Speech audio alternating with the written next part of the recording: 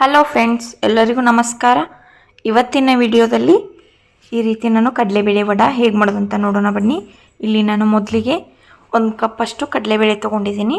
ಇವನ್ನ ನಾನು ಒಂದು ಸಾರಿ ಚೆನ್ನಾಗಿ ತೊಳೆದು ಈ ರೀತಿ ನೀರಲ್ಲಿ ನೆನೆಯಕ್ಕೆ ಇಡ್ತಾ ಇದ್ದೀನಿ. ಒಂದು 3 ಇಂದ 4 ತಾಸು ನೆನೆದ್ರೆ ಸಾಕಾಗತ್ತೆ. ಚೆನ್ನಾಗಿ ನೆನೆದು ಬಂದಿರ್ತಾವೆ, ನೋಡ್ಬೋದು ನೀವು. ಇವಾಗ 4 ತಾಸಾಗಿದೆ. ನಾನು ತೆಗೆದು ನೋಡಿದೆ ಎಷ್ಟು ಚೆನ್ನಾಗಿ ನೆಂದಿದ್ದಾವೆ. ಈ ರೀತಿ ನೀವು ನೀರು ಬಸ್ಕೊಂಡು ಕ್ಲೀನಾಗಿ ತೊಳ್ಕೊಳ್ಳಿ. ಇದನ್ನು ನಾನು 2 ಸತಿ ಚೆನ್ನಾಗಿ ತೊಳೆದೆ. ಈಗ ಇದನ್ನು ನಾವು ಯಾವ ರೀತಿ ಇದಕ್ಕೆ ಏನೇನು ಬೇಕು ಅಂತ ನೋಡೋಣ ಬನ್ನಿ.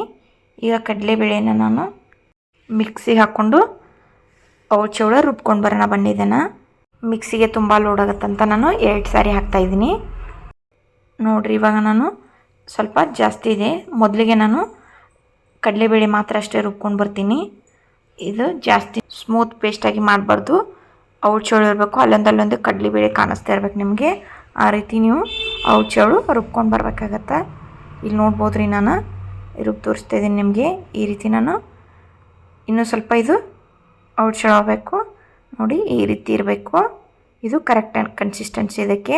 ಹಾಗೆ ಇನ್ನೊಂದು ಸ್ವಲ್ಪ ಮಿಕ್ಕಿತ್ತಲ್ಲ, ಸ್ವಲ್ಪ ಎತ್ತಿಟ್ಟು ಅದಕ್ಕೆ ಇನ್ನೊಂದು ಸ್ವಲ್ಪ ನಾನು ಮಿಕ್ಕಿರೋ ಕಡಲೆಬೇಳೆನ ಹಾಕ್ತಾಯಿದ್ದೀನಿ. ಹಾಕಿ ಅದಕ್ಕೆ ಹಸಿಮೆಣಸಿನ್ಕಾಯಿ ಮತ್ತು ಬೆಳ್ಳುಳ್ಳಿ, ಒಂದು 7 ರಿಂದ 8 ಬೆಳ್ಳುಳ್ಳಿ ಹಾಕ್ಕೊಳ್ಳಿ. ಹಾಗೆ ಜೀರಿಗೆ, ಸ್ವಲ್ಪ ರುಚಿಗೆ ತಕ್ಕಷ್ಟು ಉಪ್ಪು ಹಾಕ್ಕೊಳ್ಳಿ. ಮತ್ತು ಕೊತ್ತಂಬರಿ ಕರಿಬೇವು ಇದರಲ್ಲಿ ಸೇರಿಸಿದ್ರು ನಡೆಯುತ್ತೆ. ನಾನು ಕರಿಬೇವು ಅಷ್ಟೇ ಹಾಕ್ತಾಯಿದ್ದೀನಿ. ಈ ರೀತಿ ನೀವು ರುಬ್ಕೊಂಡು ಬರಬೇಕಾಗತ್ತೆ. ನೋಡಿರಿ, ಇಲ್ಲಿ ಈ ಥರ ನೀವು ರುಬ್ಕೊಂಡು ಬರಬೇಕಾಗತ್ತೆ. ಈಗ ನಾನು ಇನ್ನೊಂದು ಸ್ವಲ್ಪ ರುಬ್ಕೊಂಡು ಬಂದಿದ್ದೆಲ್ಲ ಅದನ್ನೆಲ್ಲ ಮಸಾಲೆ ಎಲ್ಲ ಹಾಕಿದ್ದು ಇವಾಗ ಇದಕ್ಕೆ ಆ್ಯಡ್ ಮಾಡ್ತಾಯಿದ್ದೀನಿ. ನೋಡ್ಬೋದು ನೀವು ಎಷ್ಟು ಚೆನ್ನಾಗಿ ಕಾಣಿಸ್ತಾ ಇದೆಯಲ್ಲ. ಹಾಗೆ ಇದಕ್ಕೆ ನಾನು ಸಣ್ಣದಾಗಿ ಕಟ್ ಮಾಡಿರುವಂಥ ಈರುಳ್ಳಿನ ಹಾಕ್ತಾಯಿದ್ದೀನಿ. ಹಾಗೆ ಕೊತ್ತಂಬರಿ ಸೊಪ್ಪು ಹಾಕ್ಕೊಳ್ಳಿ. ಇದನ್ನೆಲ್ಲ ನೀವು ಚೆನ್ನಾಗಿ ಮಿಕ್ಸ್ ಮಾಡ್ಕೋಬೇಕಾಗತ್ತೆ. ತುಂಬಾ ಚೆನ್ನಾಗಿರುತ್ತೆ ಫ್ರೆಂಡ್ಸ್ ಇದು. ಈ ಮಳೆಗಾಲದ ಟೈಮಲ್ಲಿ ಥಂಡಿ ಇರುವಾಗ ಈ ರೀತಿ ನೀವು ಬಿಸಿ ಬಿಸಿಯಾಗಿ ಬಜ್ಜಿ ಮಾಡ್ಕೊಂಡು ತಿನ್ನೋದನ್ನ ಬಾಯಿನೂ ತುಂಬಾ ರುಚಿಯಾಗಿರುತ್ತೆ. ಹಾಗೆ ಗೆಸ್ಟ್ ಬಂದಾಗ ನೀವು ಈ ರೀತಿ ಮಾಡೋದು ತುಂಬಾ ಅವ್ರಿಗೆ ಇಷ್ಟ ಆಗುತ್ತೆ. ಹಾಗೆ ನೀವು ಒಮ್ಮೆ ಟ್ರೈ ಮಾಡಿ ನೋಡಿ. ಈಗ ನೀವು ಈ ರೀತಿ ಎಲ್ಲನೂ ಮಿಕ್ಸ್ ಮಾಡ್ಕೊಂಡಿದ್ದೀರಲ್ಲ, ಅದು ಕೈಗೆ ಉಂಡೆ ಥರ ಈ ರೀತಿ ಆಗಬೇಕು. ನಾವು ಕೈಗೆ ನೀರು ಹಚ್ಕೊಂಡು ಈ ರೀತಿ ನೀವು ಮಾಡ್ಕೊಂಡು ಇಟ್ಕೋಬೇಕಾಗತ್ತೆ. ಅದು ಉಂಡೆ ಥರ ಆಗಬೇಕು, ಕೈಗೆ ಆ ರೀತಿ ಹತ್ತಬೇಕು. ಅಂದರೆ ಅದು ಚೆನ್ನಾಗಿ ಬರುತ್ತೆ ಅಂತ ನಿಮಗೆ ಗೊತ್ತಾಗಿಬಿಡುತ್ತೆ. ಅದು ಉದುರಾಗಿತ್ತಂದರೆ ಇನ್ನೊಂದು ಸ್ವಲ್ಪ ನೀವು ಮಿಕ್ಸಿನಲ್ಲಿ ರುಬ್ಕೊಂಡು ಮಾಡ್ಬೋದು. ಆ ಈರುಳ್ಳಿ ಅಂಶನೂ ನೀರಿರುತ್ತಲ್ಲ, ಹೀಗಾಗಿ ನೀರು ಬಿಡುತ್ತಲ್ಲ, ಹೀಗಾಗಿ ನಾನು ಸ್ವಲ್ಪನೂ ನೀರು ಹಾಕಲಿಲ್ಲ ಇದಕ್ಕೆ. ನೀವು ನೀರು ಹಾಕೋದೇನು ಅವಶ್ಯಕತೆ ಇರೋದಿಲ್ಲ.